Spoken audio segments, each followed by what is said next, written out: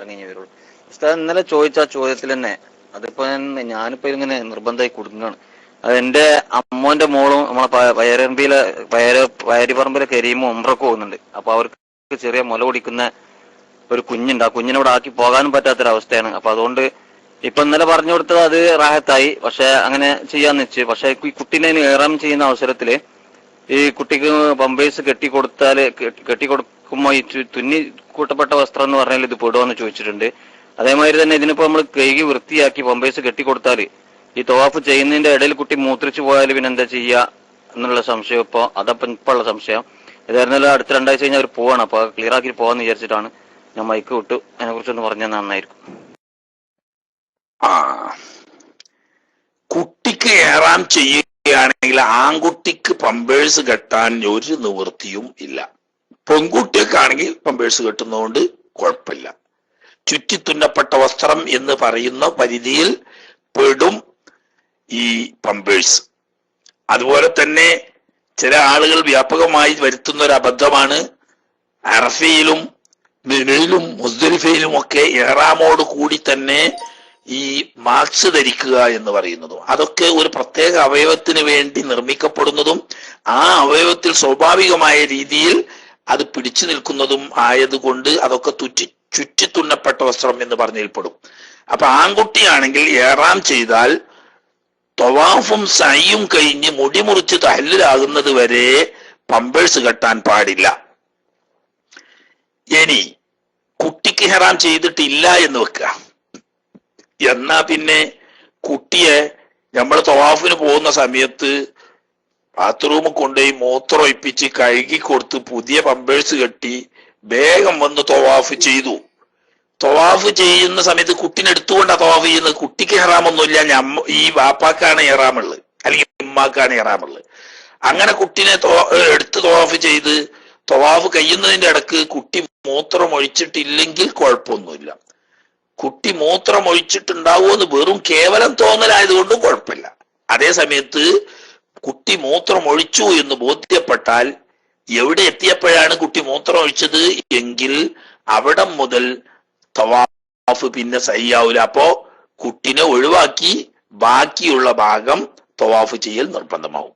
ഇങ്ങനെയുള്ള പ്രയാസങ്ങൾക്കുള്ള പരിഹാരം ഇന്നലെ പറഞ്ഞല്ലോ ആ കൂട്ടത്തിൽ. അതിനുള്ള പരിഹാരം കുട്ടിയെ ഒരാള് എടുത്തിട്ട് മറ്റേ ആൾ, അതിന് എളുപ്പം നല്ല എന്താ, കുട്ടിനെയും ഉമ്മാനെയും കൂടി ഒരുത്തിയിൽ ഇരുത്തിയിട്ട് ഈ വാപ്പ തവാഫ് ചെയ്യുക.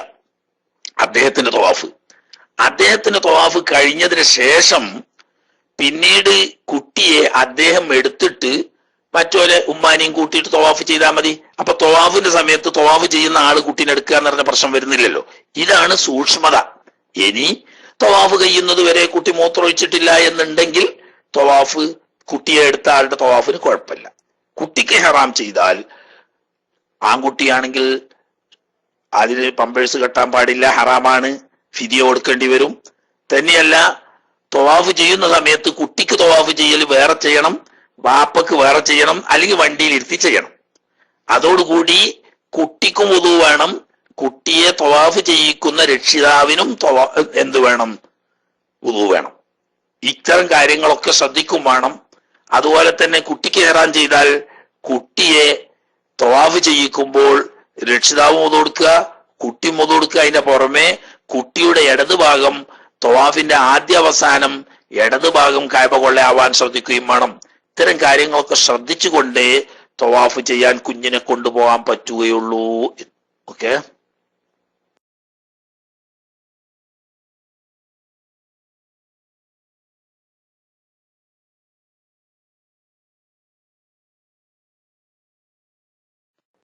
എന്തേ പറഞ്ഞത് കേട്ടില്ലല്ലോ. നിങ്ങൾ കണ്ടില്ലേ അവിടെ ആളുകൾ ഇങ്ങനെ ശബ്ദം കേൾക്കണില്ല എന്നുള്ളതിന് ശബ്ദം കൂട്ടാൻ വേണ്ടിയിട്ട് ഇങ്ങനെ അടയാളം കാണിച്ചിന്. കേട്ടിട്ടില്ല, ശബ്ദം കൂട്ടി ചോദിക്കേണ്ടതാവുന്നു.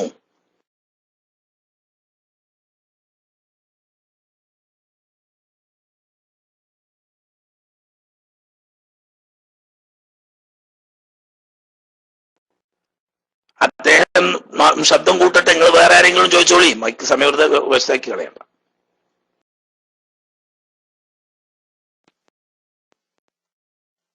അസ്സലാമു അലൈക്കും.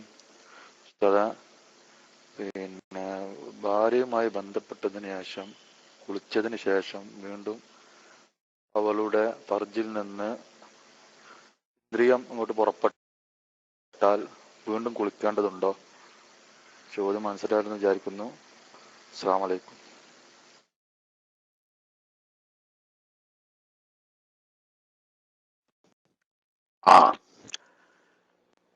നേരത്തെ രണ്ടാൾക്ക് ശബ്ദമില്ല, എപ്പൊ ചോദിച്ച ആൾക്ക് അത്യാവശ്യം ശബ്ദമുണ്ട്. ഭാര്യയും ഭർത്താവും തമ്മിൽ ശാരീരിക ബന്ധത്തിൽ ഏർപ്പെട്ടു, സ്ഖലനം സംഭവിച്ചു. കുളിച്ചു കഴിഞ്ഞതിന് ശേഷം വീണ്ടും സ്ത്രീയിൽ നിന്നും മനിയ് പുറപ്പെട്ടാൽ കുളിക്കണോന്നാ ചോദിച്ചത്. കുളിക്കണം എന്നാണ് അതിന് ഉത്തരം. ഈ സ്ത്രീ പ്രായപൂർത്തിയെത്തിയവളും ശാരീരിക ബന്ധത്തിലൂടെ അവരുടെ ലൈംഗിക ആവശ്യം നിറവേറ്റപ്പെട്ടവളും ആണ്, അഥവാ അവർക്ക് സ്ഖലനം സംഭവിച്ചിരുന്നു എങ്കിൽ ഇപ്പോൾ പുറത്തു വന്ന ആ മനിയിൽ ഭർത്താവിന്റെ മനിയിന്റെ കൂടെ തന്റേതും കൂടി കലർന്നതായത് കൊണ്ട് രണ്ടാമത് കുളിക്കൽ വുജൂബാണ്. അതേ സമയത്ത് അങ്ങനെയില്ല, ഒരു പക്ഷേ ഈ സ്ത്രീക്ക് പ്രായപൂർത്തി എത്തിയിട്ടില്ല, അതല്ലെങ്കിൽ പ്രായപൂർത്തി എത്തായികയല്ല, ഭർത്താവ് ശീഘ്രസ്ഖലനത്തിന്റെ രോഗമുള്ള ആളാണ്, ലൈംഗിക പ്രവർത്തനത്തിൽ ഏർപ്പെട്ട് തുടങ്ങുമ്പോൾ തന്നെ അയാൾക്ക് സ്ഖലനം സംഭവിച്ചു. ഈ സ്ത്രീയെ സംബന്ധിച്ച് സ്ഖലനത്തിന്റെ പ്രാരംഭഘട്ടം പോലും ആയിട്ടില്ല. അങ്ങനെ പുറപ്പെടുകയാണെങ്കിൽ ഇപ്പോൾ അവളിൽ നിന്നിട്ട് പുറപ്പെട്ട ഭർത്താവിന്റെ മാത്രം മനിയായത് കൊണ്ട് രണ്ടാമത് കുളിക്കേണ്ടതില്ല, വുദു ഉണ്ടെങ്കിൽ വുദു മുറിയുന്നുള്ളൂ. അതേസമയത്ത് സാധാരണഗതിയിൽ സ്വാഭാവികമായ ലൈംഗിക ബന്ധമാണെങ്കിൽ അതിൽ ഭർത്താവിനെന്നതുപോലെ ഭാര്യക്കും സ്ഖലനം സംഭവിക്കും. അപ്പൊ രണ്ടാമത് പുറപ്പെടുന്ന ഈ മനിയിൽ തന്റെ മനിയിൽ കൂടിക്കലർന്നുകൊണ്ടാണ് ഭർത്താവിൻ്റെതും തന്റേതും കൂടിയുള്ള ഈ മിശ്രിതമാണ് പുറത്തു വരുന്നത്. അവിടെ രണ്ടാമത് സ്ത്രീ കുളിക്കൽ വുജൂബാണ്. ഇങ്ങനെ രണ്ടാമത് കുളിയുടെ സാഹചര്യം ഒഴിവാക്കാൻ വേണ്ടി ശരീരം അല്പം ഉഷ്ണം ശാന്തമായതിനു ശേഷം മൂത്രമൊഴിച്ച് കഴുകി വൃത്തിയാക്കിയതിന് ശേഷം കുളിക്കുകയാണ് വേണ്ടത്. അല്ലാതിരുന്നാൽ രണ്ടാമത് മനിയ് പുറപ്പെട്ടാൽ കുളിക്കൽ നിർബന്ധമാകും.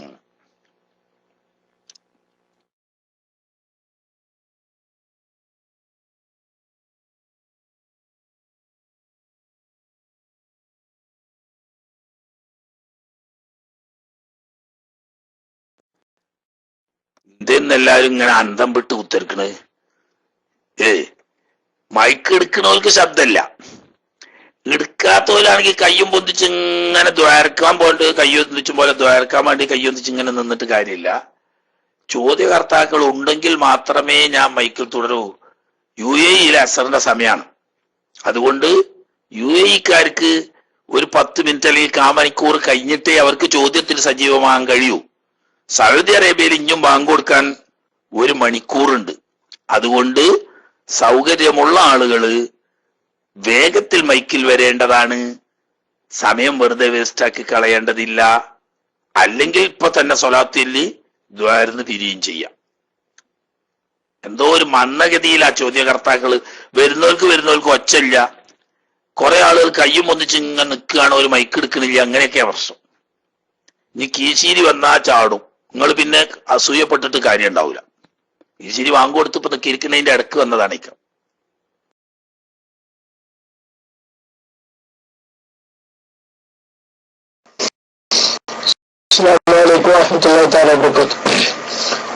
പിന്നെ ഞാനൊക്കെ ചോദിക്കാൻ മക്കെടുക്കാൻ കഴിയില്ലാതെ തോന്നിയപ്പോ റൈസാലിലേക്ക് പോയത്.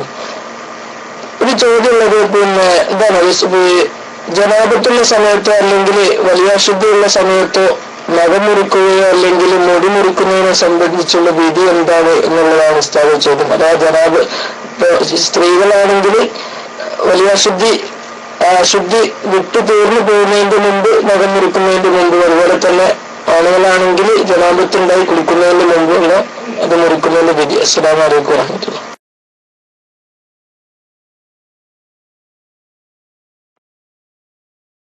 വലൈക്കും അസ്സലാം വറഹ്മത്തുള്ളാഹി.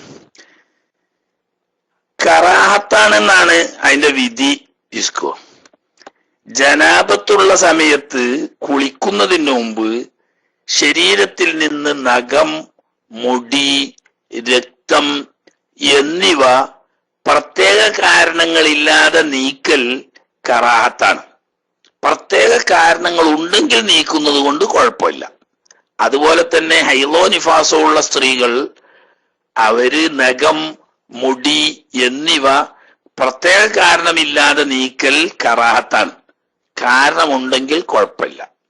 ഉദാഹരണം, ഒരു സ്ത്രീ തവാഫ് കഴിഞ്ഞു, അപ്പൊ കുഴപ്പമൊന്നുമില്ലായിരുന്നു. പിന്നെ സയ്യ് തുടങ്ങി.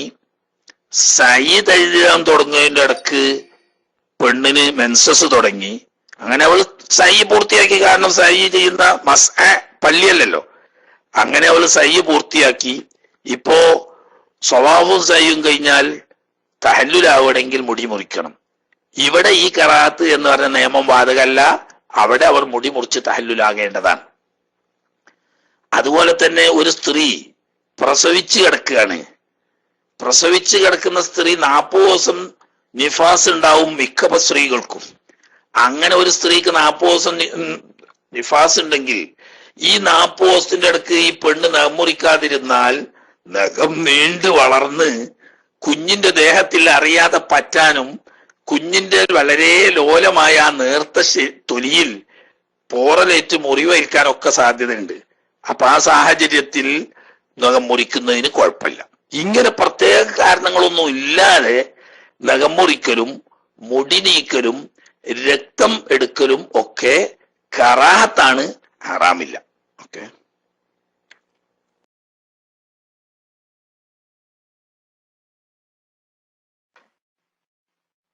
അസ്സലാമു അലൈക്കും. സാദ് ശബ്ദം കേൾക്കുന്നു വിചാരിക്കുന്നു. അന്യ ആളുകളുടെ ഒരു ചെറിയ കിടാവെ മറ്റാളുകൾ വാങ്ങി പോറ്റുന്നു. എന്നാൽ എടുക്കുന്ന ഈ കുട്ടി ആണാണ്, പോറ്റുന്ന ആള് പെണ്ണാണ്. എന്നാൽ ഈ പെണ്ണിന് ആ കുട്ടി വലുതായതിനു ശേഷം തൊട്ടാൽ ഉളു മുറിയുവോ? ഉളു മുറിയുന്നെങ്കിൽ മുറിയാതൊരു എന്തെങ്കിലും രൂപമുണ്ടോ എന്ന് ചോദിക്കുന്നു സാർ.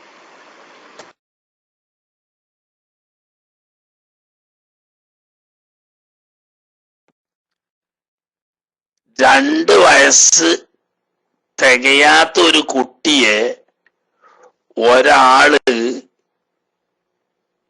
പോറ്റി വളർത്തുന്നു. വേറൊരാളെ കുട്ടിയാണ്.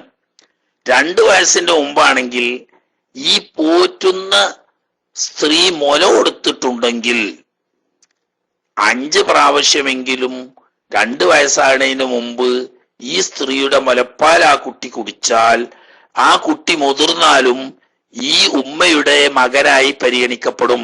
അപ്പൊ കാണുന്നത് കൊണ്ടോ തൊടുന്നത് കൊണ്ടോ യാതൊരു വിരോധവും ഇല്ല. ഇനി കുട്ടിയെ എടുത്തു പോറ്റുന്ന ആള് കുട്ടികൾ ഇല്ലാത്ത ആളാണ്. അപ്പൊ പാലുണ്ടാവില്ലല്ലോ സ്വാഭാവികമായും. എന്നാൽ അവിടെ മറ്റൊരു മാർഗമുണ്ട്. 2 വയസ്സിന്റെ മുമ്പുള്ള കുട്ടിയാണെങ്കിൽ ഈ പെണ്ണിന് മുലപ്പാലില്ലെങ്കിലും ഈ പെണ്ണിന്റെ ഉമ്മയ്ക്കോ അതല്ലെങ്കിൽ ഈ പെണ്ണിന്റെ ജ്യേഷ്ഠത്തിക്കോ അനുജത്തിക്കോ പാലുണ്ട്, കുട്ടികളുണ്ട് എങ്കിൽ ഈ പെണ്ണിന്റെ ഉമ്മയോ അല്ലെങ്കിൽ ജ്യേഷ്ഠത്തിയോ അനുജത്തിയോ 5 നേരം 2 വയസ്സാവുന്നതിന് മുമ്പ് ഈ കുട്ടിക്ക് മുലപ്പാല് കൊടുത്താൽ ഈ ജ്യേഷ്ഠത്തിയുടെ നേരെ കുട്ടിയാവുമ്പോ ആയി വരും, അല്ലെങ്കിൽ അനുജത്തിയുടെ കുട്ടിയായി വരും. അങ്ങനെ വരുമ്പം ഈ പോറ്റുന്ന ഈ സ്ത്രീയുടെ ജ്യേഷ്ഠത്തിയുടെ മകൻ അനുജത്തിയുടെ മകൻ എന്ന നിലക്ക് ഇവൾ ഉമ്മയുടെ ജ്യേഷ്ഠത്തി അനുജത്തി എന്ന നിലക്ക് കാണുന്നതിനും തൊടുന്നതിനും വിരോധമില്ല. അല്ലെങ്കിൽ ഇവളെ ഉമ്മയാണ് ഈ കുട്ടിക്ക് മുല കൊടുത്തതെങ്കിൽ ഇവളുടെ അനുജൻ എന്ന നിലക്ക് ആങ്ങളയുടെ സ്ഥാനം വരും. അപ്പോഴും തൊടുന്നതിനും അത് കാണുന്നതിനും കുഴപ്പമില്ല. ഇനി ഒരു പെൺകുട്ടിയാണ് എടുത്തു പോറ്റുന്നത് നോട്ടിക്കോളി. എന്നാൽ ഈ സ്ത്രീ മുല കൊടുത്തിട്ടുണ്ടെങ്കിൽ കുട്ടിക്ക് പ്രായപൂർത്തി എത്തിക്കഴിഞ്ഞാൽ ഈ സ്ത്രീയുടെ ഭർത്താവ് ഈ കുട്ടിയെ സംബന്ധിച്ച് വാപ്പയുടെ സ്ഥാനമാണ്. തൊടുന്നത് കൊണ്ടും അതുപോലെ തന്നെ കാണുന്നത് കൊണ്ടും കുഴപ്പമില്ല. അപ്പൊ അതായത് ഇസ്ലാമിൽ മറ്റൊരാളുടെ കുട്ടിയെ പോറ്റണമെങ്കിൽ ദത്തെടുക്കൽ ഇസ്ലാം നിരോധിച്ചതാണ്. പിന്നെ മുലകുടി ബന്ധം സ്ഥാപിക്കലേ നിയമപരമായി വഴിയുള്ളൂ. അപ്പോ ഈ സ്ത്രീക്ക് പാലുണ്ടെങ്കിൽ സ്ത്രീ മുല കൊടുത്താൽ ഈ സ്ത്രീയുടെ കുട്ടി തന്നെയായി. അപ്പൊ അവളുടെ ഭർത്താവ് ഈ കുട്ടിയുടെ വാപ്പയാവും. ഇവരുടെ വേറെ മക്കളുണ്ടെങ്കിൽ ഈ കുട്ടിയുടെ ജ്യേഷ്ഠാനുജന്മാരും സഹോദര സഹോദരിമാരുമാവും. വാപ്പയും എളാപ്പയും മൂത്താപ്പയും വല്യാപ്പയും ഒക്കെ നേരെ ഈ പെണ്ണിന്റെ മക്കളുടെ വിധി വരും. അങ്ങനെ വന്നാൽ പിന്നെ കുട്ടി ആണായാലും പെണ്ണായാലും ഈ സ്ത്രീക്കോ അവരുടെ ഭർത്താവിനോ കാണുന്നത് കൊണ്ടോ തൊടുന്നത് കൊണ്ടോ കുഴപ്പമുണ്ടാവില്ല. അതിന് 2 വയസ്സ് തികയാത്ത കുട്ടിയെ ആയിരിക്കണം മുല കൊടുക്കുന്നത് എന്ന് മാത്രം. 5 പ്രാവശ്യത്തിൽ കുറയാതെ മുല കൊടുക്കുകയും വേണം. ഓക്കെ.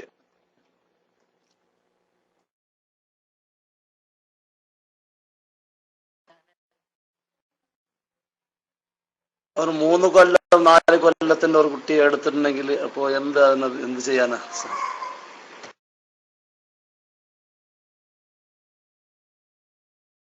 പറഞ്ഞതിന് നിങ്ങൾക്ക് എന്താ തിരിഞ്ഞ്? ആ കുട്ടിനെ കൊണ്ട് എത്തിങ്ങാനയിലാക്കി കളി. പറയുന്ന മലയാളം തിരിയില്ലേ?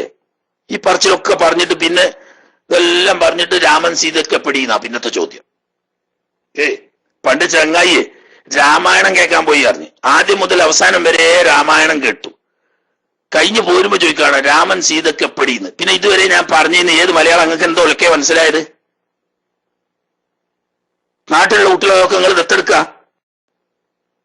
ദത്തെടുക്കാൻ പാടില്ല. ഇസ്ലാമിൽ അനിസ്ലാമികമാണ് ദത്തെടുക്കൽ എന്ന് പറയുന്നത്. പിന്നെ ആകെ പറ്റുന്ന ഒരു ബന്ധം തന്നെ മുലകുടി ബന്ധമേ ഉള്ളൂ. ഈ മുലകുടി ബന്ധം 2 വയസ്സിന് മുമ്പേ പറ്റുള്ളൂ. അല്ലാത്ത കുട്ടികൾ നിങ്ങൾ എത്തിങ്ങാനെ കൊണ്ടാക്കി കളിക്കാക്ക. അതിനല്ലേ എത്തിങ്ങാനാന്ന് പറയുന്ന നാട്ടില്? എന്താണ് പറയുന്നത് മനസ്സിലാണില്ല.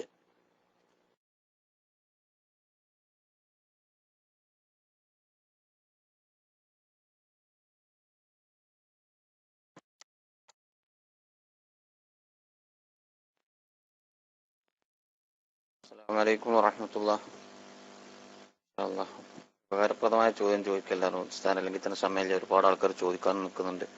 ഇൻഷാ അല്ലാഹ് ഉസ്താദ്, ഒരു ചോദ്യം ഇവിടെ വന്നത്, പിന്നെ ഒരു സ്ത്രീ ഉളു എടുത്ത് വരുമ്പോൾ മുതൽ തോന്നുന്നത് മൂത്രം ഇങ്ങനെ പൊടിയുന്നെന്ന് തോന്നുക, അല്ലെങ്കിൽ മനി പോകുന്നു.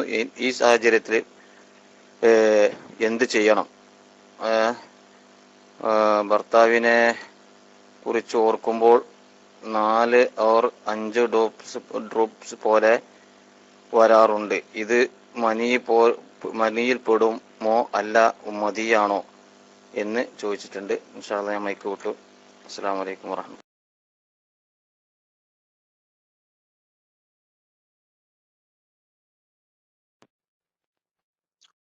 തോന്നലാണെങ്കിൽ അത് പരിഗണിക്കേണ്ടതില്ല.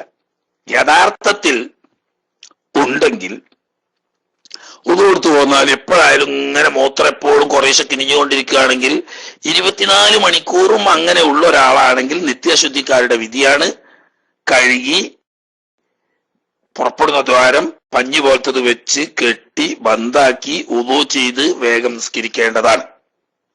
അതില്ല, ചില പ്രത്യേക സമയങ്ങളിൽ മാത്രമുള്ളൂ എങ്കിൽ അത് വരാതെ ഉറപ്പ് വന്നതിന് ശേഷം കഴുകി വൃത്തിയാക്കി ഉദു ചെയ്ത് നിസ്കരിക്കേണ്ടതാണ്. ഒന്ന്. രണ്ടാമത്തേത്, ഭർത്താവിനെ കുറിച്ച് അല്ലെങ്കിൽ ലൈംഗികമായ വിഷയങ്ങളെ കുറിച്ച് ഓർക്കുന്ന സമയത്ത്, ചിന്തിക്കുന്ന സമയത്ത് പുറപ്പെടുന്നത് മനിയല്ല, അതിന്റെ പേരാണ് മതി എന്ന് പറയുന്നത്. അത് ചിലപ്പോൾ 2, 3, 4, 5 തുള്ളികളൊക്കെ പുറപ്പെട്ടെന്നൊക്കെ വരും. അതുകൊണ്ട് കുളി നിർബന്ധമാവുകയില്ല, അതിന് മതി എന്നാണ് പറയുക. അത് വസ്ത്രത്തിലോ ദേഹത്തിലോ ആയ കഴുകി ശുദ്ധിയാക്കണം. വുദു ഉള്ള സമയത്താണ് പുറപ്പെട്ടതെങ്കിൽ വുദു മുറിയും. അപ്പൊ രണ്ടാമത് വേറെ വുദു ചെയ്യണം. അല്ലാതെ അത് മനിയല്ല, അതുകൊണ്ട് തന്നെ കുളി നിർബന്ധമില്ല. ഓക്കെ.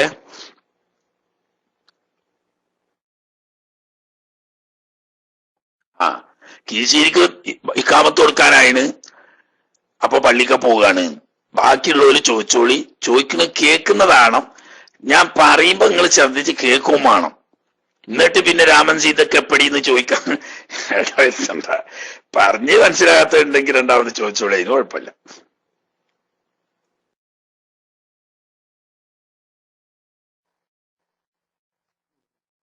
അസ്സലാമലൈക്കും ഉസ്താദ്. പിന്നെ ഈ കുട്ടികളുടെ ബർത്ത്ഡേ നമ്മൾ വർഷം കേൾക്കും. അപ്പൊ അതിന് പിന്നെ എന്തെങ്കിലും ഇസ്ലാമപരമായിട്ട് വല്ല തെളിവുണ്ട്? ചിലർ ചോദിക്കണതാണ്, ഒരാൾ തന്നെ ചോദിക്കാൻ വേണ്ടി ഏൽപ്പിച്ചതാണ്, എല്ലാ വർഷവും കുട്ടികളുടെ ബർത്ത്ഡേ കഴിക്കുന്നതിന്റെ വിധി എന്താണ്, അതിന് പിന്നെ പ്രത്യേകിച്ച് എന്തെങ്കിലും തെളിവോ കാര്യം?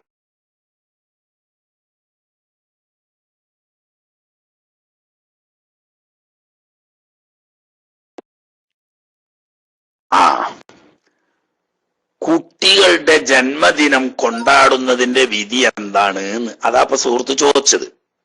മനസ്സിലായല്ലോ? നമ്മൾക്കൊരു കുട്ടി ജനിക്കുക എന്ന് പറയുന്നത് അള്ളാഹു സുബ്ഹാനഹു വ തആല ദാനമായി തരുന്ന വലിയൊരു നിഅമത്താണ്.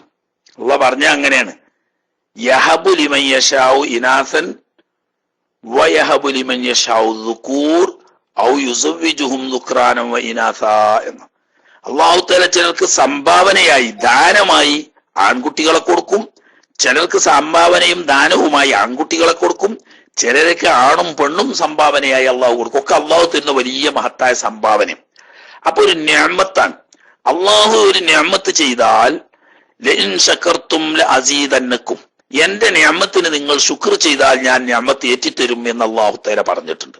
അപ്പൊ അള്ളാഹു ചെയ്ത നിഅമത്തിന് ശുക്ർ എന്ന നിലക്ക് ഈ കുട്ടി ജനിച്ച ആ നിഅമത്ത് കിട്ടിയ ദിവസത്തിൽ ഒരു സ്വാലിഹായ അമല് എന്ന നിലക്ക് കുടുംബങ്ങളെയും അയൽവാസികളെയും സ്വാലിഹീങ്ങളെയും വിളിച്ചുകൊണ്ട് ഖുർആൻ ഓതി അല്ലെങ്കിൽ മൗലിദ് ഓതി സദ്യ കൊടുത്ത് ബറക്കത്തിന് വേണ്ടി ദുആ ചെയ്യുകയാണെങ്കിൽ അതൊരു നല്ല കാര്യമാണ്. നിഅമത്തിന് ശുക്ർ ചെയ്യുക എന്ന നിലപാട്. അതേ സമയത്ത് ക്രിസ്ത്യാനികൾ ചെയ്യുന്നത് പോലെ അവരോടുള്ള അനുകരണം എന്ന നിലക്ക് പ്രത്യേക കേക്ക് മുറിക്കൽ, മെഴുകുതിരി കത്തിക്കൽ, പ്രത്യേക ചടങ്ങുകൾ ഒക്കെ സംഘടിപ്പിച്ചുകൊണ്ട് നടത്തുന്ന ബർത്ത്ഡേ അനിസ്ലാമികമാണ്, ക്രിസ്ത്യാനികളോടുള്ള അനുകരണമാണ്. ഇസ്ലാം അത്തരം അനുകരണം മൻ തശബ്ബഹ ബിഖൗമിൻ ഫഹുവ മിൻഹും, ഒരു സമുദായത്തിന്റെ ആചാര നടപടികളിൽ അവരുമായി സാമ്യമായാൽ അവൻ അവരുടെ കൂട്ടത്തിലാണെന്ന് നബി സല്ലല്ലാഹു അലൈഹി വസല്ലം തങ്ങൾ പറഞ്ഞിട്ടുണ്ട്. അപ്പോ കേക്ക് മുറിക്കൽ, അതുപോലെ മെഴുകുതിരി കത്തിച്ചൂതൽ തുടങ്ങിയ കാഫിര്യങ്ങൾ നടത്തുന്ന ആചാരങ്ങൾ ചെയ്യുക എന്നത് ഇസ്ലാമികമല്ല, അത് തെറ്റാണ്, ഉപേക്ഷിക്കേണ്ടതാണ്. എന്നാൽ അള്ളാഹു ചെയ്തെന്ന നിഅമത്തിനെ ശുക്ർ ചെയ്യുക എന്ന നിലക്ക് സ്വാലിഹായ അമലുകളാവുന്ന മൗലിദ് ഓതുക, അയൽവാസികളെയും കുടുംബങ്ങളെയും സ്വാലിഹീങ്ങളെയും വിളിച്ച് സദ്യ കൊടുക്കുക, അള്ളാഹുവിനോട് കൂടുതൽ ഖൈറിന് വേണ്ടി ദുആ ചെയ്യുക തുടങ്ങിയ സൽക്രമങ്ങളിൽ അധിഷ്ഠിതമായ അള്ളാഹുവിനെ ശുക്ർ എന്ന നിലക്ക് നടത്തുകയാണെങ്കിൽ അതൊരു നല്ല കാര്യവും ആവുന്നു. ഓക്കെ.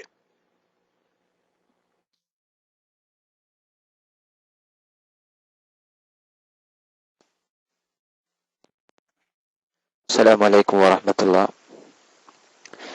അവസാന തഹിയ്യാത്തിൽ ഒലൂ മുറിയും എന്ന് ഉറപ്പായാൽ നിസ്കാരം ഉപേക്ഷിക്കാൻ പറ്റുമോ? നിസ്കാരം ഒഴിവാക്കി സലാം വിട്ടാൻ പറ്റുമോ അത്തഹിയ്യാത്ത് പൂർത്തിയാക്കാതെ? അത്തഹിയ്യാത്ത് പൂർത്തിയാക്കാൻ നിന്നാൽ ഒലൂ മുറിയും എന്ന് ഉറപ്പായാൽ അത്തഹിയ്യാത്ത് പൂർത്തിയാക്കാതെ നിസ്കാരം സലാം വിട്ടാമോ? സലാം വിട്ട് കഴിഞ്ഞാൽ നിസ്കാരത്തിന്റെ വിധി എന്താണ്? മാറ്റി നിസ്കരിക്കേണ്ടി വരും. മൈക്കൊടുന്നു. അസ്സലാമു അലൈക്കും വറഹ്മത്തുള്ളാഹി.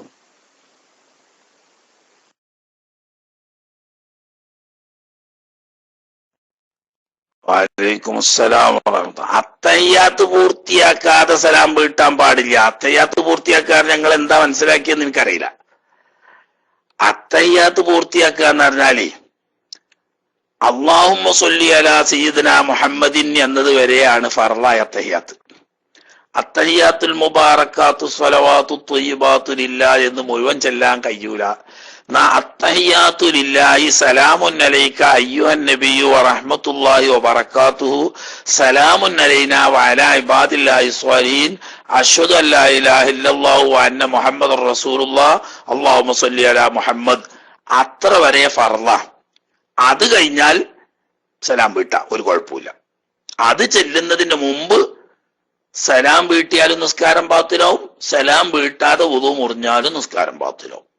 അപ്പോ ചോദ്യം കൊണ്ട് ഉദ്ദേശിച്ചത് ഞാൻ മനസ്സിലാക്കുന്നത് ഇബ്രാഹിമി സ്വലാത്ത് മുഴുവനായി ചൊല്ലി അതുപോലെ തന്നെ പിന്നുള്ള ദുആ തഅവൂദ് അല്ലാഹുവിനെ അഊദു ബിക എന്ന് പറഞ്ഞാൽ ലാസ്റ്റത്തെ താഴ്വത്, അതുപോലെ തന്നെ ഇസ്തിഗ്ഫാർ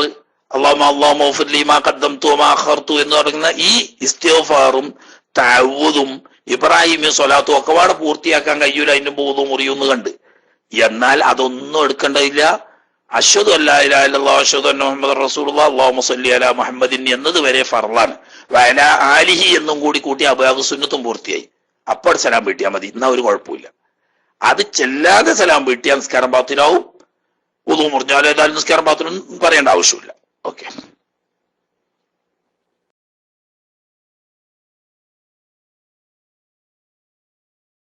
തലപ്പാവ് ധരിച്ചതിന്റെ മുകളിൽ ഒരു തട്ടമിടുന്നത് ചില ആളുകളിൽ കണ്ടിട്ടുണ്ട്. അതേമാതിരി തന്നെ തൊപ്പിയുടെ മുകളിൽ ഒരു തട്ടിടുന്നത്, അപ്പൊ തോളിലിടുന്നത്. അപ്പൊ ഈ തോളിലിടുന്ന തട്ടാണോ ഈ തൊപ്പിനെക്കാട്ടിലും ശ്രേഷ്ഠത, അല്ലെങ്കിൽ തലപ്പാവിന്റെ മുകളിൽ ഒരു തട്ടിടുന്നത് കാണാം, അപ്പൊ ആ തലപ്പാവിനെക്കാട്ടിലും ശ്രേഷ്ഠത ആ പിന്നെ തട്ടത്തിനാണോ? അതൊന്ന് വിശദീകരിച്ചാലും ആയിക്കോട്ടെ. അസ്സലാമു അലൈക്കും വറഹ്മത്തുള്ളാഹി.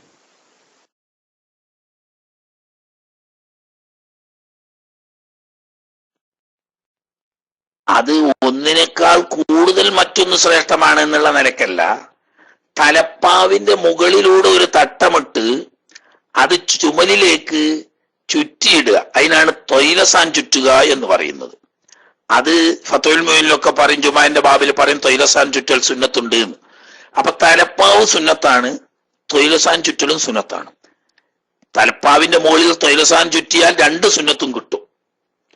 എന്നതുപോലെ തൊപ്പി ധരിക്കൽ സുന്നത്താണ്, തട്ടമിടലും സുന്നത്താണ്. തൊപ്പിനേക്കാൾ കൂടുതൽ മോക്കറായ സുന്നത്താണ് തട്ടം എന്ന് എവിടെയും കണ്ടിട്ടില്ല. തൊപ്പി മാത്രമായിട്ടാ തൊപ്പിട്ട സുന്നത്തിട്ടും, തൊപ്പി ഇട്ട് തൊട്ടവും ഇട്ടാ തൊട്ട സുന്നത്തും കൂലിയും കിട്ടും, തൊപ്പിന്റെ കൂലിയും കിട്ടും. പക്ഷെ ചുമലിലൂടെ ഇടുമ്പോ പ്രത്യേകം ശ്രദ്ധിക്കണം, തൂക്കിയിടാൻ പാടില്ല. തൂക്കിയിടൽ കറാഹത്ത.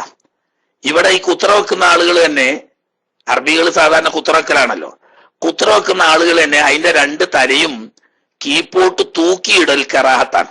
അപ്പൊ പിന്നെന്താക്കും, അത് വിവരമുള്ള ആളുകൾ അതിന്റെ തല 2 സൈഡിലേക്കും ഇങ്ങനെ മറിച്ചിടും. അപ്പൊ ആ കറാഹത്ത് പോവുകയും ചെയ്യും. തോളിൽ ഇങ്ങനെ തൂക്കിയിട്ട് റുക്കൂ ചെയ്യുമ്പോഴും സുജൂദ് ചെയ്യുമ്പോഴും ഒക്കെ 2 ഭാഗം ഇങ്ങനെ ബാലായിട്ട് കീപ്പിട്ട് തൂങ്ങി നിൽക്കുന്ന രീതി അത് സിദിലാണ്, അത് കറാഹത്താണെന്നാ വരി. സിദിലില്ലാതെ ചുമലിലിട്ട് ഇങ്ങനെ ചുറ്റിയിട്ട് ബേക്കിലേക്ക് ഇങ്ങനെ മറിച്ചിട്ടു, അങ്ങനെയാണെങ്കിൽ അത് സുന്നത്താണ്. എന്നാൽ ഒന്നിനേക്കാൾ മേലെ സുന്നത്താണെന്നുള്ള അർത്ഥത്തിലല്ല. തലപ്പാവ് ധരിക്കൽ സുന്നത്തുണ്ട്, തൊപ്പി ധരിക്കൽ സുന്നത്തുണ്ട്, തൊയ്ലസാനും സുന്നത്തുണ്ട്. അപ്പൊ തൊപ്പിയും തൊയ്ലസാനും ആയാൽ 2 സുന്നത്തും കിട്ടി. അതുപോലെ തലപ്പാവും തൊയ്ലസാനും ആയാലും 2 സുന്നത്തും കിട്ടി. തലപ്പാവ് മാത്രമായാൽ തലപ്പാവിന്റെ സുന്നത്ത് കിട്ടും, തൊപ്പി മാത്രമായാൽ അതിന്റെ സുന്നത്ത് കിട്ടും. മറ്റേയാകുമ്പോൾ അടുത്ത് വേറൊരു സുന്നത്ത്, ആ സുന്നത്തും കൂടി കിട്ടുമെന്ന് മാത്രം.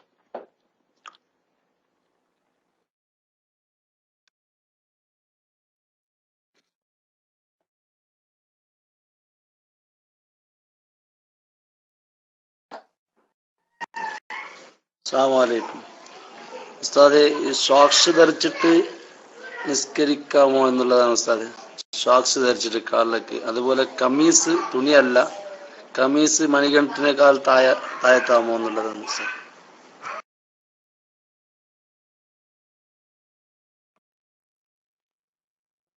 ആ 2 ചോദ്യം. കാലിൽ സോക്സ് ധരിച്ചുകൊണ്ട് നിസ്കരിക്കാമോന്ന ഒരു ചോദ്യം. അതേ എന്നാണ് അതിന് മറുപടി. സോക്സ് ധരിച്ചുകൊണ്ടോ, നജസില്ലെങ്കിൽ ഷൂ ധരിച്ചുകൊണ്ടോ, ചെരുപ്പ് ധരിച്ചുകൊണ്ടോ ഒക്കെ നിസ്കരിക്കൽ ജായിസാണ്. ചെരുപ്പ് ഇട്ടുകൊണ്ട് നബി സല്ലല്ലാഹു അലൈഹി വസല്ലം തങ്ങളൊന്ന് സഹാബത്ത് നിസ്കരിച്ചതായി ഹദീസിലുണ്ട്, നജസില്ലാതിരിക്കണം. ഷൂ ധരിച്ചുകൊണ്ട് നിസ്കരിക്കാം, പക്ഷേ ഷൂയിൽ നജസില്ലാതിരിക്കണം. എന്നതുപോലെ സോക്സ് ധരിച്ചുകൊണ്ട് നിസ്കരിക്കാം, അതിൽ നജസില്ലാതിരുന്നാൽ മതി. നെരിയാണിക്ക് താഴെ വസ്ത്രം താഴ്ത്തുക എന്ന വിഷയം ഈ സോക്സ്, ഷൂ, ചെരുപ്പ് എന്നതിന് ബാധകമല്ല. കാരണം നെരിയാണിക്ക് താഴെ ധരിക്കല്ല ചെയ്യുന്നത്, നെരിയാണിക്ക് താഴെയുള്ള പാദരക്ഷയായി ധരിച്ച വസ്ത്രമാണ്, അത് അനുവദനീയവുമാണ്. എന്നാൽ ഉടുത്ത തുണി നെരിയാണിക്ക് താഴെ പോകാൻ പാടില്ല എന്നതുപോലെ തന്നെയാണ് കുപ്പായം. അതിന്റെ പോലെ തന്നെ ഇവര് സാധാരണ ഉപയോഗിക്കുന്ന ഈ കോട്ട് പുറത്തിടുന്ന ഇതുണ്ടല്ലോ, എന്തായാലും ഇവര് പറയാ ഞാൻ അറിഞ്ഞില്ല, ഈ നീളം കുപ്പായം, സാധാരണയുള്ള നീളം കുപ്പായം കമീസ് അല്ലാത്ത ഈ പ്രമുഖന്മാര് അതുപോലെ ഖത്തീബന്മാരൊക്കെ ധരിക്കുന്ന അതിന്റെ മുകളിലുണ്ടാകുന്ന ഒരു ഓവർ കോട്ട് പോലത്തെ അതൊന്നും നെര്യാണിക്ക് താഴെ പോകാൻ പാടില്ല, അതൊക്കെ ഹറാമാണ്. എന്നാൽ കാലില് ഷോക്സോ ഷൂവോ ചെരുപ്പോ ഒക്കെ ഉപയോഗിക്കുന്നതുകൊണ്ട് നജസില്ലെങ്കിൽ കുഴപ്പമില്ല.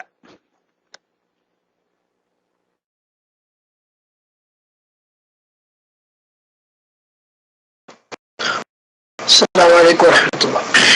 ഉസ്താദേ, ഒരു ചോദ്യം പലവട്ടം നമ്മുടെ ക്ലാസ്സിൽ വിശദീകരിച്ച വിഷയമാണ്. പിന്നെ യാത്രക്കാർക്ക് ജമ്മു കസൂറാക്കുന്നതിന്റെ ആയിട്ട് ബന്ധപ്പെട്ടൊരു വിഷയമാണ്. ഉസ്താദ് സ്ഥിരമായിട്ട് യാത്രയിലുള്ള ഒരാളാണ്. പക്ഷെ രാത്രി 12 മണിയൊക്കെ ആവുന്ന സമയത്ത് വീട്ടിൽ സാധാരണഗതിയിൽ എത്താറുള്ളൂ. ഈ സമയത്ത് മഗ്‌രിബ് ഇശായിലോട്ട് ബന്ധിപ്പിച്ച് നിയത്ത് ചെയ്ത് ഈ മഗ്‌രിബും ഇശാവും കൂടെ രാത്രി 12 മണിക്കും 12:30ക്കൊക്കെ വീട്ടിലെത്തിയിട്ടാണ്, അഥവാ സ്വന്തം സ്വദേശത്തെത്തിയിട്ടാണ് പിന്നെ നിസ്കരിക്കുന്നത്. അപ്പൊ ആ നിസ്കാരം ശരിയാവുമോ, മഗ്‌രിബ് ഖളാ വീട്ടണോ എന്നതാണ് ഉസ്താദ് ചോദ്യം. ഞാൻ മൈക്ക് റിലീസ് ചെയ്യുന്നു. അസ്സലാമു അലൈക്കും വറഹ്മത്തുള്ളാഹി.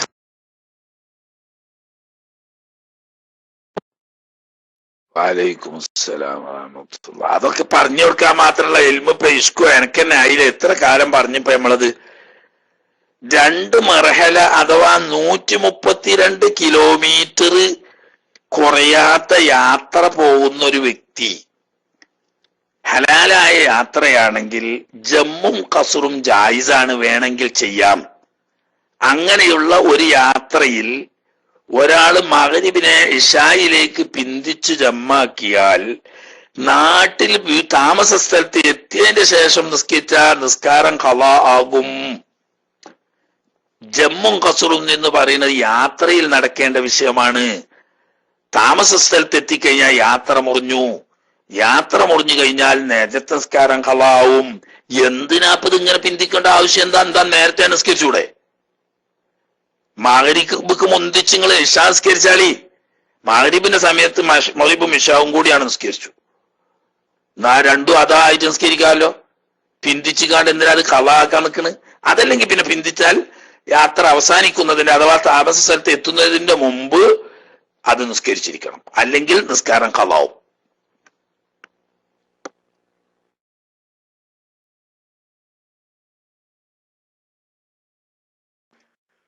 അസ്സലാമു അലൈക്കും. ഉസ്താദ്, ഈ ഹനഫി മദ്ഹബില് ഖുതുബയുടെ അവസാനത്തിലുള്ള ദുആക്ക് ഖുതുബ കേൾക്കുന്നവർ ആമീൻ പറഞ്ഞു കഴിഞ്ഞാൽ ഖുതുബ ബാത്തിലാകുമോ? പിന്നെ അതുപോലെ തന്നെ നിസ്കാരത്തിൽ ഹനഫി മദ്ഹബിൽ പൊക്കിളിന്റെ താഴെയാണോ കൈകെട്ടേണ്ടത്? വേറൊരാൾ ചോദിച്ച ചോദ്യമാണ്. അസ്സലാമു അലൈക്കും.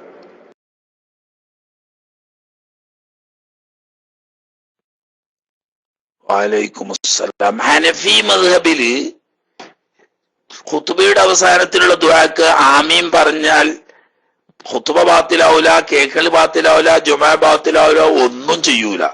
പക്ഷേ ശബ്ദം ഉയർത്തി ആമീൻ പറയാതിരിക്കലാണ് വേണ്ടത്. ആമീൻ പറയാ, പക്ഷെ അതെന്താവണം? ശബ്ദം താഴ്ത്തിയായിരിക്കണം ആമീൻ പറയല്. അഥവാ ഒരാള് ഹനഫി മദ്ഹബ് അനുസരിച്ച് ജീവിക്കുന്ന ഒരാള് തന്നെ ഖുതുബയുടെ അവസാനത്തിലുള്ള ദുആയിൽ ഉച്ചത്തിൽ ആമീൻ പറഞ്ഞാൽ ആ മദ്ഹബ് അനുസരിച്ച് തന്നെ ആ ഖുതുബക്കോ ആ ജുമാക്കോ യാതൊരു തകരാറുമില്ല. പക്ഷേ ശബ്ദത്തിൽ ആമീൻ പറയൽ സുന്നത്തില്ല. അത് മാത്രല്ല, ഫാത്തിഹ ഓതിയാലും അങ്ങനെ തന്നെയാണല്ലോ. ഇമാമിന്റെ ഫാത്തിഹ കേട്ടാൽ ഷാഫി മദ്ഹബുകാരും ഹംബലി മദ്ഹബുകാരും ഒക്കെ ഒച്ചത്തിൽ ആമീൻ പറയുമ്പോൾ ഹനഫി മദ്ഹബുകാർക്ക് ആമീൻ പറയൽ സുന്നത്തുണ്ട്, പക്ഷെ ഒച്ചത്തിൽ പറയാൻ പാടില്ല. അഊദ് ഓതും പോലെ പതുക്കെ ശബ്ദം താഴ്ത്തി മാത്രമേ ആമീൻ പറയാൻ പാടുള്ളൂ. അത്രേ ഉള്ളൂ. പിന്നെന്താ പറഞ്ഞ് ആമീൻ പറയുന്ന അർത്ഥാന തന്നെ. പിന്നെ രണ്ടാമത്തെ വിഷയം എന്താ പറഞ്ഞിന്?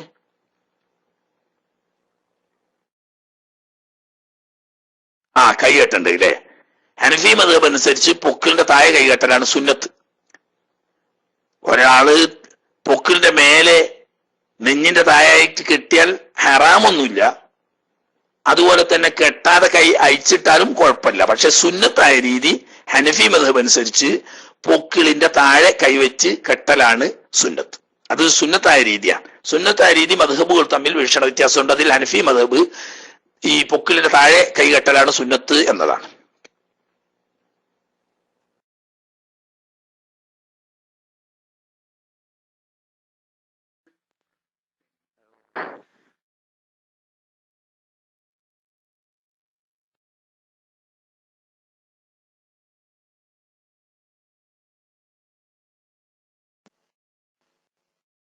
അസ്സലാമലൈക്കും.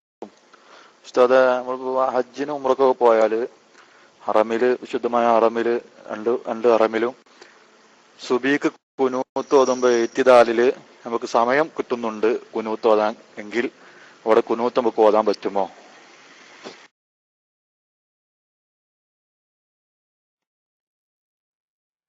ആ,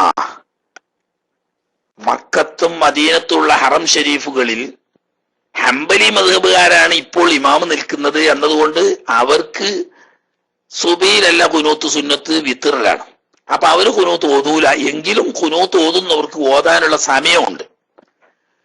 അങ്ങനെ വന്നാൽ ഇമാമ് എത്തിദാല് കഴിഞ്ഞ് ഒന്നാമത്തെ സുജൂദിൽ നിന്ന് തല ഉയർത്തുന്നതിന് മുമ്പ് കുനൂത്ത് ഓതി പൂർത്തിയാക്കി ഇമാമിന്റെ കൂടെ ഒന്നാമത്തെ സുജൂദിൽ എത്തും എന്ന് കണ്ടാൽ കുനൂത്ത് ഓതൽ സുന്നത്താണ്. അതേ സമയത്ത് വേഗത്തിൽ കുനൂത്ത് ഓതിയാലും ഇമാമ് ഒന്നാമത്തെ സുജൂദിൽ നിന്ന് തല ഉയർത്തുമ്പോഴേക്ക് കുനൂത്ത് പൂർത്തിയാക്കാൻ കഴിയില്ലെന്ന് കണ്ടാൽ അവിടെ ഹറാമില്ലെങ്കിലും കുനൂത്ത് ഓതാതിരിക്കുകയാണ് വേണ്ടത്. അപ്പൊ ഹറമിൽ സാധാരണ കുനൂത്ത് ഓതിയാൽ തന്നെ ഒന്നാം സുജൂദിൽ ഇമാമിനെ കിട്ടും. അതുകൊണ്ട് ആ സാഹചര്യത്തിൽ മഅ്മൂമീങ്ങൾക്ക് കുനൂത്ത് ഓതൽ സുന്നത്താവുന്നു.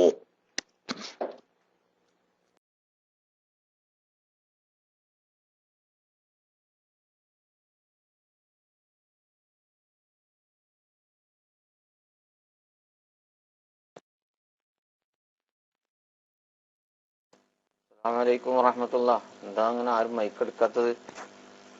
മൈക്ക് എടുക്കാൻ ഞാൻ പിന്നെ താഴെയുള്ള ചാടും കേട്ടോ. അതിന് പിന്നെ ആരൊന്നും പറഞ്ഞിട്ട് കാര്യമില്ല. അപ്പൊ എന്റെ രണ്ടാമത്തെ ചോദ്യം ഉസ്താദേ, ഈ ചിക്കനും അതേപോലെ ഇറച്ചിയൊക്കെ എല്ലാം കഴുകി വൃത്തിയാക്കിയിട്ട് പൊരിക്കുമ്പോൾ അതിൽ നിന്ന് രക്തം വന്നാൽ ആ രക്തം നമ്മൾ പൊരിക്കുന്നതിലായാൽ അതിന് എന്തെങ്കിലും തകരാറുണ്ടോ? അതിന്റെ വിധി എന്താന്ന് അറിയാൻ വേണ്ടിയിട്ട് ഒരു സഹോദരി ചോദിച്ചിട്ടുണ്ട്. ഞാൻ ചോദിച്ചു, ഇൻഷാ അല്ലാഹ് ആയിക്കോട്ടെ.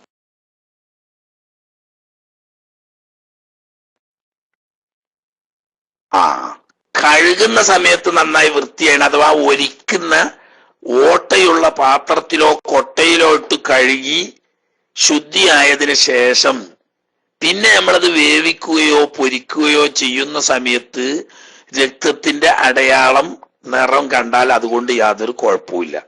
ഇനി തീരെ കഴുകാതെ തന്നെ മാംസം മുറിച്ചു, ആ മുറിച്ച മാംസത്തിൽ പുരണ്ട് കിടക്കുന്ന രക്തമുണ്ടായിരുന്നു, അത് കറിയിലോ പൊരിക്കുന്ന സമയത്തോ ആയാൽ അതുകൊണ്ടും കുഴപ്പമില്ല, അത് ഉപയോഗിക്കൽ ഹലാലാണ്. പക്ഷെ കഴുകുക പിന്നെ വൃത്തിയാവണം. കഴുകിയ വൃത്തിയാണ്. വൃത്തിയായതിനു ശേഷം പിന്നെ രണ്ടാമത് കുറെ കഴിഞ്ഞു നോക്കുമ്പോൾ രക്തത്തിന്റെ ചെറിയ കളറ് പോലെ തോന്നുന്നുണ്ട്. അതുകൊണ്ട് കുഴപ്പമില്ല, അത് അഫ്വ് ചെയ്യപ്പെടും. അതോടുകൂടി പൊരിക്കുകയോ കറി വെക്കുകയോ ഒക്കെ ചെയ്യാവുന്നത്. തീരെ കഴുകാതെ തന്നെ മാംസം, അത് കോഴീൻ്റെതായാലും അല്ലാത്തതായാലും മാംസം തീരെ കഴുകാതെ തന്നെ ഉപയോഗിക്കാവുന്നതാണ്. കാരണം ഒലിക്കുന്ന രക്തം ഉണ്ടാകാൻ പാടില്ല എന്നുള്ളൂ. നമ്മൾ ഇറച്ചി മുറിക്കുന്ന ഒരു പുരണ്ട രക്തമേ ഉണ്ടാവും. ആ പുരണ്ട രക്തത്തോടു കൂടി തന്നെ മാംസം പൊരിക്കുകയോ അതല്ലെങ്കിൽ കറി വെക്കുകയോ ഒക്കെ ചെയ്യാവുന്നതാണ്. അതിമേൽ പുരണ്ട രക്തം അഫുവാണ്. കഴുകിയാൽ വൃത്തിയാവണം. അതാണ് പാത്രത്തിലിട്ട് കഴുകി എടുക്കുകയാണെങ്കിൽ പിന്നെ ഒഴുക്ക് വെള്ളം പാരണം. അതല്ലെങ്കിൽ മാംസം കഴുകാനായിട്ട് പ്രത്യേകം തയ്യാർ ചെയ്യപ്പെട്ട അടിയിൽ ധാരാളം ഓട്ടയുള്ള പാത്രങ്ങൾ, അതല്ലെങ്കിൽ കൊട്ട പോലത്തതിൽ വെച്ച് കഴുകി ഒഴുക്ക് വെള്ളം പാർന്ന് വൃത്തിയായിരിക്കണം. എന്നിട്ട് പിന്നീട് ഇങ്ങനെ വെക്കുന്നതോട് ചെറിയ രക്തത്തിന്റെ കളറ് വരുന്നത് കൊണ്ട് കുഴപ്പമില്ല, അത് ഉപയോഗിക്കാം.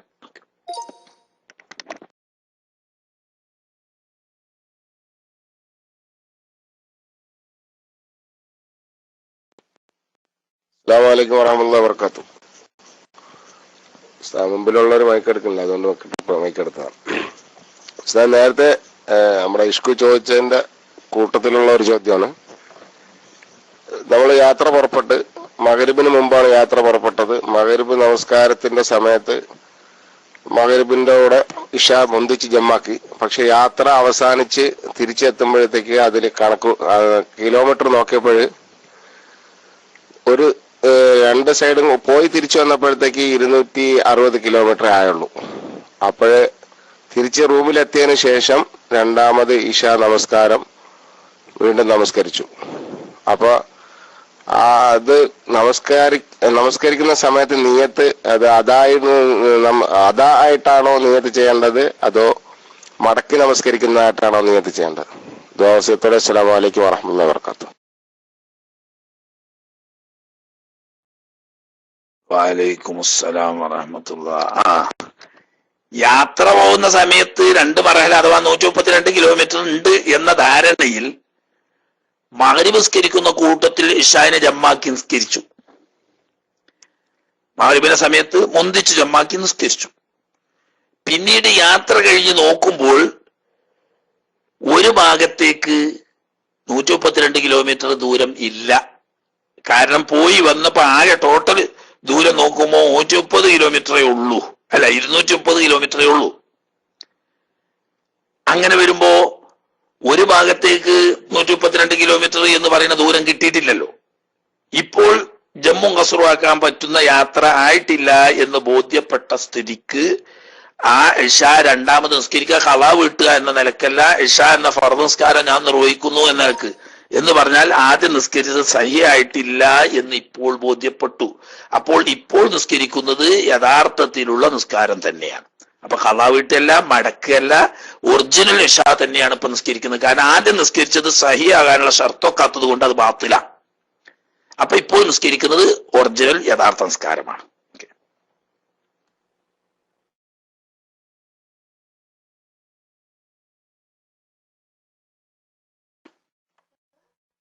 അസ്സലാമു അലൈക്കും.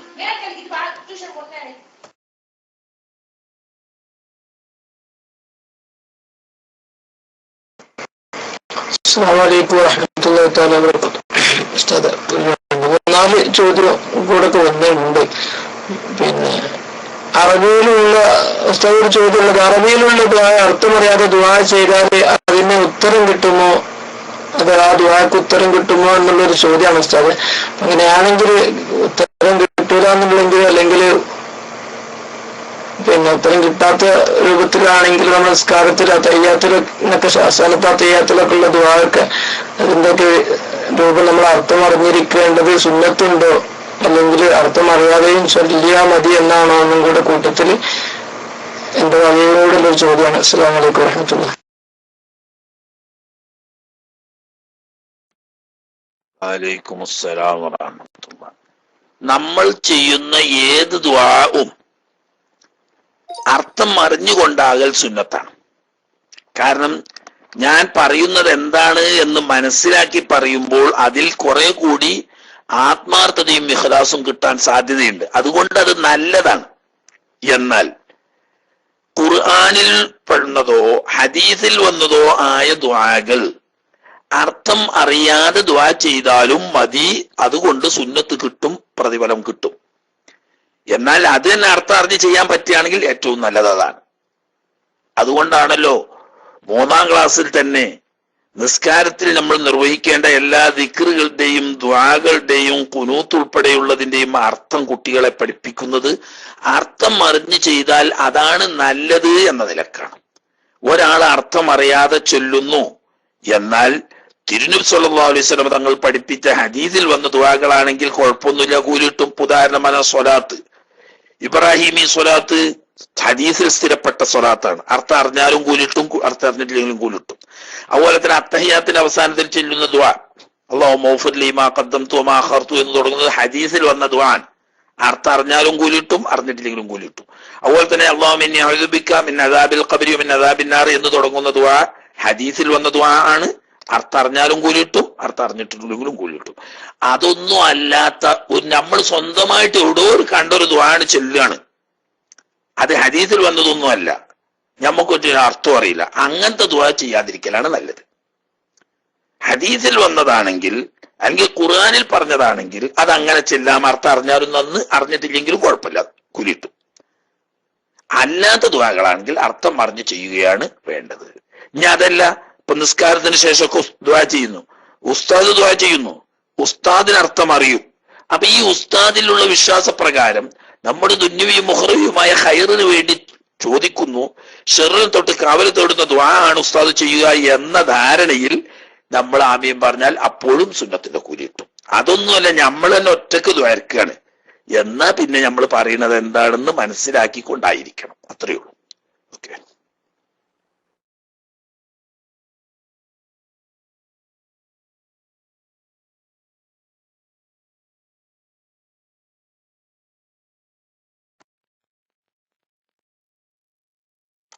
അസ്സലാമലൈക്കും വറഹ്മത്തുള്ളാഹി.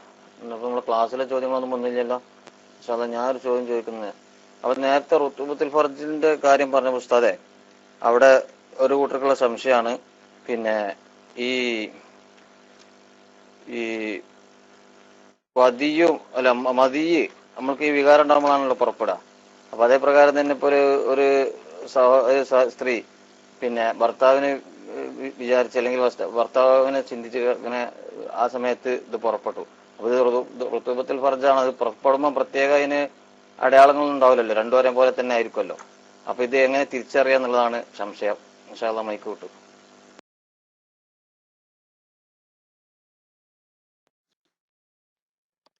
അത് പറഞ്ഞല്ലോ, പ്രാരംഭഘട്ടത്തിൽ, അതായത് ലൈംഗിക വികാരത്തിന്റെ തുടക്കത്തിൽ വരുന്നത് മതിയാണ്. അതായത് ഭർത്താവിനെ പറ്റി മനസ്സിൽ വിചാരിച്ചു, അല്ലെങ്കിൽ ഭർത്താവിന്റെ ഫോട്ടോ നോക്കി, അതല്ലെങ്കിൽ ഭർത്താവിനുമായി ടെലിഫോണിൽ സംസാരിച്ചു തുടങ്ങിയ, അതല്ലെങ്കിൽ മനസ്സിൽ ഭർത്താവുമായി ശാരീരിക ബന്ധത്തിൽ ഏർപ്പെടുന്നതായി മനസ്സിൽ വിചാരിച്ചു, ഇങ്ങനെയൊക്കെയുള്ള സമയത്ത് പുറപ്പെടുന്നതാണ് മതി. അത് നജസാണ്. റുതൂബ എന്ന് പറയണമെങ്കിൽ ലൈംഗിക വികാരം ശക്തിപ്പെടുന്ന സമയത്താണ്. ആ ശക്തിപ്പെടുന്ന സമയത്ത് പിന്നെ മതി ഉണ്ടാവൂല. അത് ഭർത്താവുമായിട്ട് ബന്ധപ്പെട്ടോളന്നില്ല, അല്ലാത്ത നിലക്കും ശക്തിപ്പെടും. അത് അവരവർക്ക് ഓരോരുത്തർക്ക് സ്വന്തം മനസ്സിലാക്കാൻ പറ്റുന്ന സംഗതിയാണ്.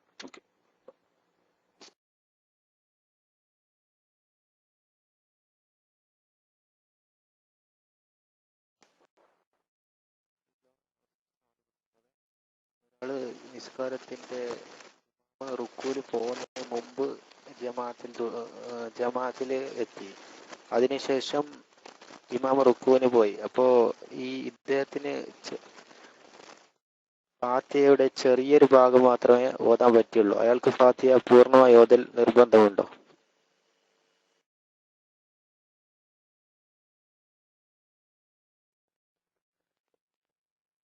ഇമാം നിസ്കാരം തുടങ്ങി കുറച്ച് കഴിഞ്ഞതിന് ശേഷം ഒരാൾ എത്തിയാൽ തക്ബീർ കിട്ടിയ ഉടനെ അയാൾ ഫാത്തിഹ ഓതുകയാണ് വേണ്ടത്. അവിടെ വജ്ജത്ത് ഓതാനോ അഊദ് ഓതാനോ നിൽക്കാതെ തക്ബീറത്തുൽ ഇഹ്റാം ചൊല്ലിക്കഴിഞ്ഞ ഉടനെ ബിസ്മില്ലാഹിർ റഹ്മാനിർ റഹീം ചൊല്ലി ഫാത്തിഹയിലേക്ക് പ്രവേശിക്കുക. അങ്ങനെ ഫാത്തിഹ തുടങ്ങിയാൽ ഇമാം റുക്കൂയിൽ പോകുമ്പോൾ എവിടെ എത്തിയിട്ടുണ്ടോ തന്റെ ഫാത്തിഹ അവിടെ നിർത്തി ഇമാമിന്റെ കൂടെ റുക്കൂയിൽ പോകാവുന്നതും ആ റക്അത്ത് അവന് ലഭിക്കുന്നതും ആണ്. ഓതിക്കതിന്റെ അപ്പുറമുള്ള ബാക്കി ഭാഗം ഫാത്തിഹ ഇമാമ് ചുമക്കും. പക്ഷേ ഇതറിയാതെ ഒരാള് വന്ന് തക്ബീർ കെട്ടി വജ്ജത്ത് ഓതാൻ തുടങ്ങി. അങ്ങനെ വജ്ജത്ത് പകുതി ആയപ്പോഴേക്ക് ഇമാം റുക്കൂയിൽ പോയി.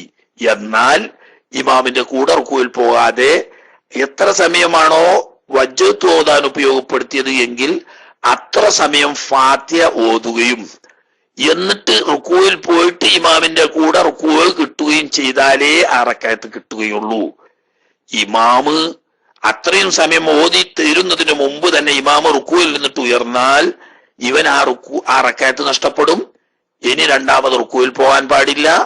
ഇമാമിന്റെ കൂടെ ഇത്തിദാലിൽ കൂടി ഇമാമിന്റെ കൂടെ സുജൂദിൽ പോയി ഇമാം സലാം വീട്ടിയതിനു ശേഷം ഒരു റക്അത്ത് നിസ്കരിക്കേണ്ടതും ആവുന്നു.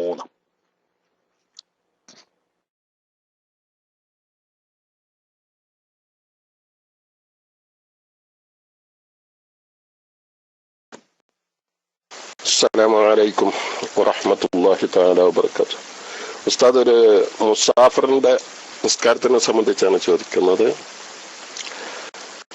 യാത്ര, നാട്ടിലേക്ക് പോകാൻ വേണ്ടി റൂമിൽ നിന്ന് യാത്ര പോകുന്നു എന്ന് കരുതി പുറപ്പെട്ട് അതിന് ശേഷം എയർപോർട്ടിൽ ചെന്ന് ളുഹ്റും അസ്റും കൂടി അവിടുന്ന് ജമ്മാക്കി നിസ്കരിച്ച് അതിന് ശേഷമാണ് പ്ലെയിന് ലൈറ്റാണ്, പ്ലെയിൻ ഇല്ല എന്നുള്ള വിവരം അറിയുന്നത്. അപ്പൊ റൂം അടുത്തതായതുകൊണ്ട് ഇദ്ദേഹം തിരിച്ച് റൂമിലേക്ക് തന്നെ വന്നു. എന്നാൽ ആ അസർ പൂർത്തിയാക്കി രണ്ടാമത് നിസ്കരിക്കണോ അതോ ഇവൻ യാത്രയിൽ തന്നെ ആയിരിക്കോ ഇല്ലേ എന്നുള്ളത് അറിയാൻ. അങ്ങനെയാണെങ്കിൽ ഈ റൂമിൽ വന്നതിന്റെ ശേഷം ഇവർക്ക് ജമ്മുവും കസറും അനുവദനീയമാണോ എന്നറിയാൻ വേണ്ടി. ഓക്കെ, ഞാൻ മൈക്ക് റിലീസ് ചെയ്യും. അസ്സലാമു അലൈക്കും വറഹ്മത്തുള്ളാഹി.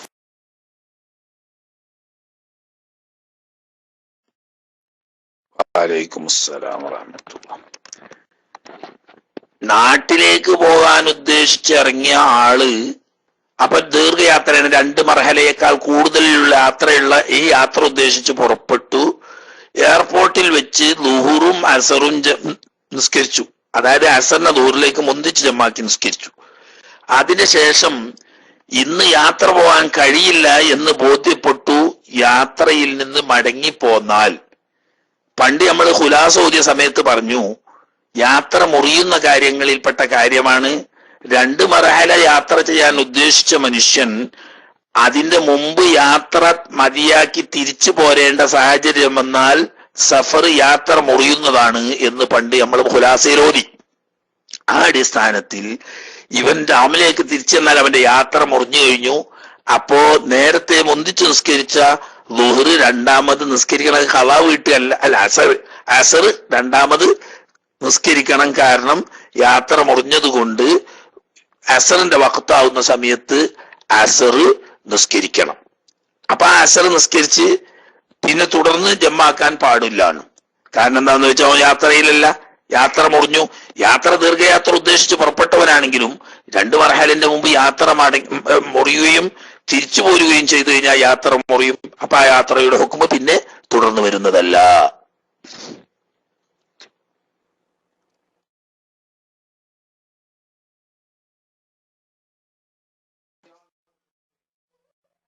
അസ്സലാമു അലൈക്കും. ഉസ്താദെ, ഈ സൗദിയിൽ പോയാൽ മക്കത്തിൽ ജമാഅത്ത് ഇസ്ലാം സലഫീൻ ഇങ്ങനെ പറയപ്പെടുന്നത്, ഞാൻ പോയിട്ടില്ല. എന്നാലപ്പോൾ അവിടെ പോയി സുന്നികളായ ഞങ്ങൾ അവിടെ പോയി ഓരോട് നിസ്കരിച്ചാൽ എന്താണെന്ന് വിഷയം മനസ്സിലാക്കുന്നു സാർ.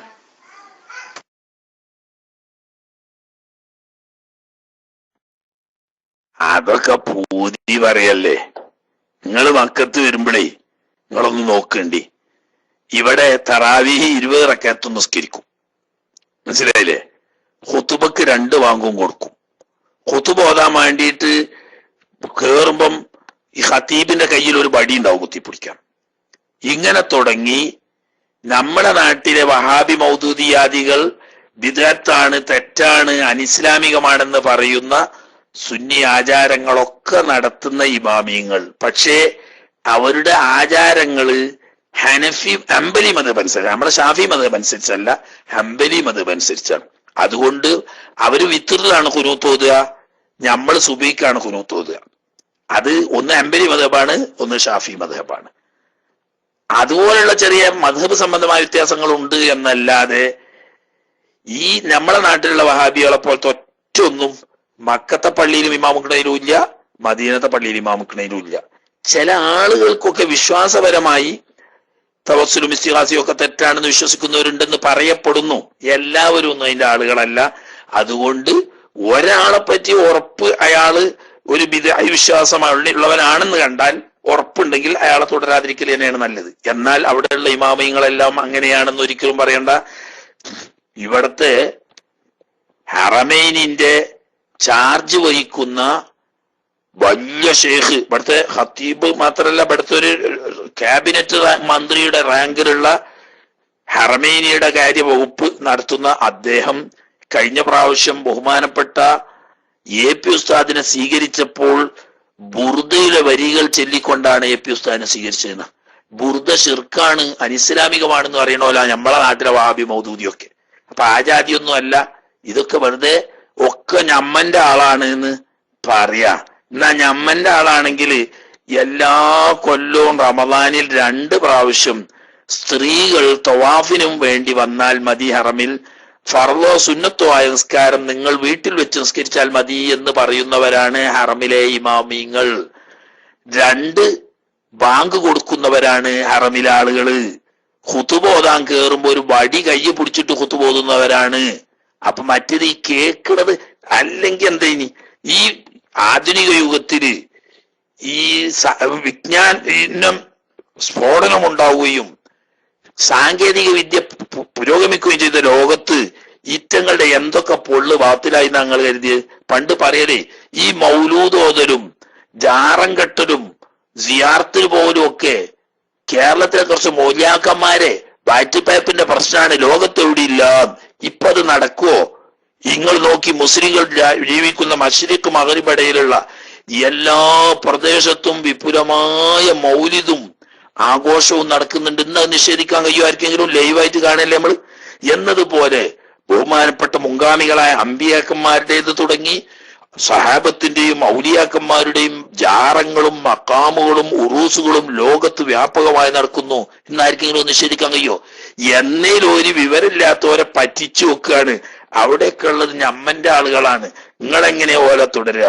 എന്നാ ചോദിച്ചു നോക്കി, ഞമ്മന്റെ ആളുകളാണെങ്കിൽ എങ്ങനെ 2 അംഗം കൊടുക്കണത്? അത് വിദഗ്ധല്ലേന്ന്?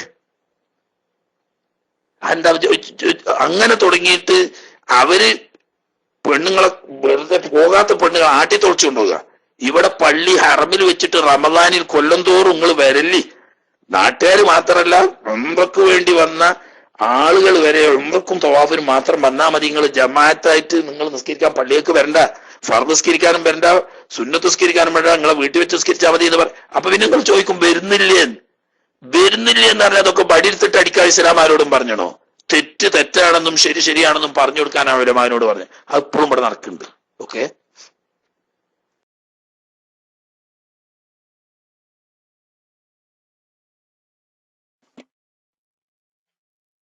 അസ്സലാമു അലൈക്കും.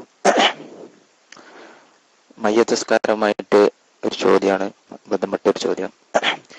ചില വീടുകളൊക്കെ കാണാറുണ്ട്, മയ്യത്ത് നിസ്കാരം ആ വീട്ടിൽ വെച്ച് ആണുങ്ങൾ നിസ്കരിക്കുന്നതിന്റെ മുമ്പ് പെണ്ണുങ്ങൾ വീട്ടിൽ വെച്ച് നിസ്കരിക്കുന്ന ഒരു ഇത് കാണുന്നു. അപ്പൊ അങ്ങനെ നിസ്കരിച്ചാൽ ആ മയ്യത്തിന്റെ മേലുള്ള ഫർദ് കിഫ് വീടോ എന്നാണ് എന്റെ ചോദ്യം. ഞാൻ മൈക്ക് വിടുന്നു. അതോ ആണുങ്ങൾ തന്നെ നിസ്കരിക്കേണ്ടി വരുമോ? മൈക്ക് വിടുന്നു. അസ്സലാമു അലൈക്കും.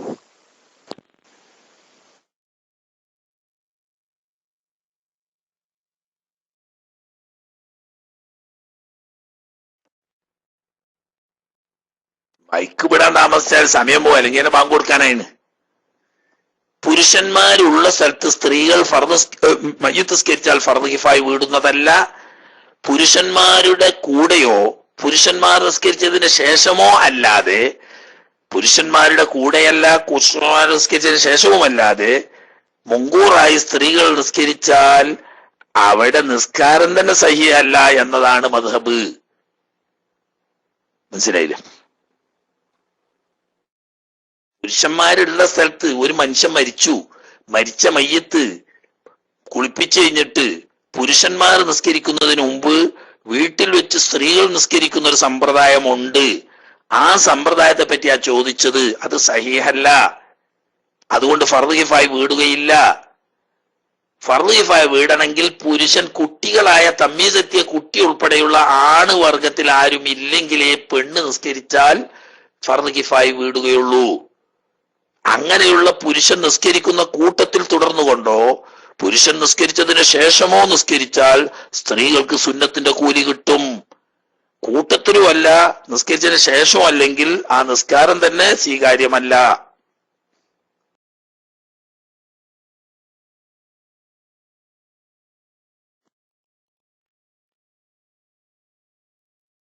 അസ്സലാമു അലൈക്കും വറഹ്മത്തുള്ളാഹി. എൻ്റെ ഇടയ്ക്ക് ഒരു വഹാബി എന്ന് കണ്ട് അല്ലാത്തവരോട് ചോദിക്കണ്ട. ഞങ്ങളിപ്പോ ഇവിടെ ഉസ്താദിനോടാ ചോദിക്കണത്. അള്ളാഹിനോട് അല്ലേ ചോദിക്കണം, ഇപ്പൊ ഉസ്താദിനോടാ ചോദിക്കുന്നത് ഇൻഷാ അല്ലാഹ്. പിന്നെ ഒരു ചോദ്യം കൂടി ഉസ്താദെ, സഫറിൽ ജമ്മും കസറും ആക്കാമല്ലോ. ചോദ്യകർത്താവ് എപ്പോഴും രാത്രിയിലാവും വീട്ടിലെത്താറ്, 12:30 എത്തുന്നത്. അവൻ മഗ്രിബിനെ ഇശായിലേക്ക് പിന്തിച്ച് ജമ്മാക്കി എത്തിയിട്ടാണ് നിസ്കരിക്കുന്നത്. അഥവാ യാത്ര കഴിയും, അപ്പോൾ ആ മഗ്രിബ് നിസ്കാരം ഖളാ ആവുമോ എന്നാണ് ചോദിച്ചത്. മൈക്കൂട്ട്.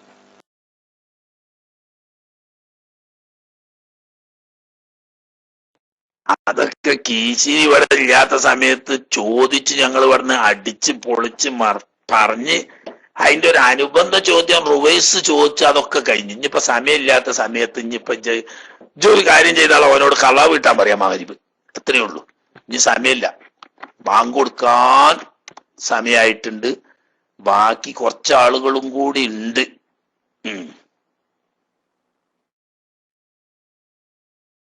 അതിനിപ്പോ സമയമില്ല, ഇപ്പൊ തന്നെ ബാങ്ക് കൊടുക്കാൻ 3-4 മിനിറ്റ് ബാക്കിയുള്ളൂ.